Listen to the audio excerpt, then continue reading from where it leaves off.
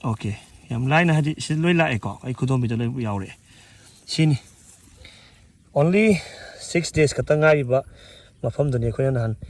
July June gi tang kontreta nan khoi June gi tang kontreta Kaal 38 kapsa gi mafam duni se lai jare khoi ngasi gi date tarik se July gi date 3 2025 sangol je numit nan June gi tang kontret 2025 ta khoi Kaal 38 ana hari be hidak si khoi kapsa gi mafam aduni khoi ngasi yeng balak sari bse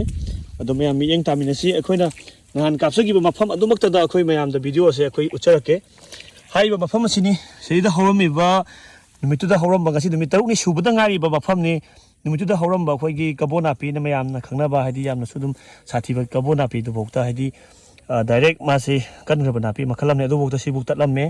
aduga sei da hori ba khoi gi hagup aina khangnari ba swai da yom ma ga leiram ba hagup mayam sing do sei da hagup sing si loina patlaga u da bu su yaure sei da lei ba sing sini ko sei yengminnasi sei da lei ba hagup sing si loima khuiraga patlaga loina sit nana haiba tare mafam sei da hagup ama phau haubu uramdre aduga atai napi makhan sing haiba di khoi gi kabo napi na chingba sei da hori ba mayam sing se koi mara mana bu yauna loimak patlaga leiram ba khoi thengnai hagup sing se khoi khitang pai ba da dum hadi phat adum loi kele numit taruk ni khatangari ba mafam duni ko se hagup sing se yengbiu sei da turaga lemi ba hagup sing se adum mafam sei da hadi almost hadi napi se numit taruk ni khatangari ba sei da khoi loimak adum loina khuiraga khoi unwanted oiba akhoi na pam da napi makhal sing dudi loimak adum khuiraga leiba thenare dei kabo napi na chingba leiba napi mayam se smaina nan ba da loina hadi sat loimak turakpa stage amada hadi magi result se khoi na phangba ngame haiba tare ado almost Louphamdugi size da khoi hji napi gi problem se thojong nan leitre ado ising kitang yam mafam da leiba hagup si smai pai ba da si kela ise sini ko se da khoi se da hagup pambi mo hore ba hagup se ai hapitang thengaga yenge ba ko se leiba pambi se smaina pai ga kitang thi bu mathanda ture iko se aina nate ko se leiba hagup pambi se yengminnasi se leiba pambi se odi maradi yaudra bani hai tare mara se haidi loinak patlaga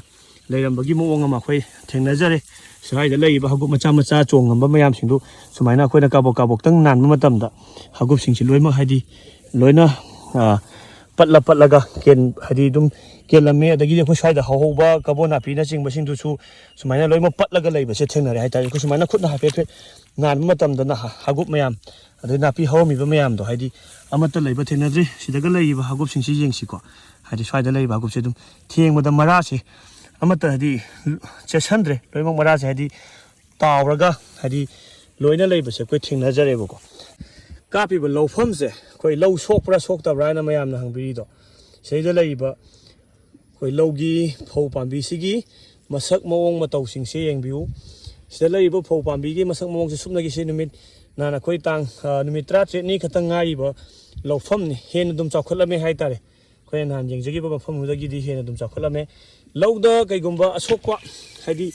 gi symptom law hanjanba na taga law laikhai ba adu dagi khoi gi law maka sethaba na chingba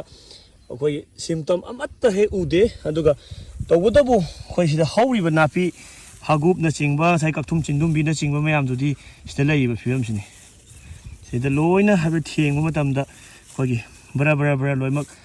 lawra kanda sit nana sida hauri ba hagup sing si yengbiu mayam sida kitang thengma matamda hadi makhok si loina loiraga sida loina hadi siraga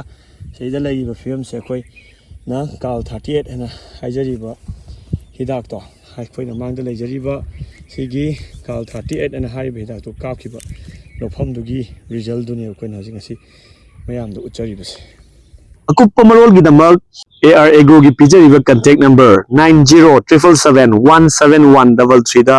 call amadi whatsapp ki khuthang da pau fawbirau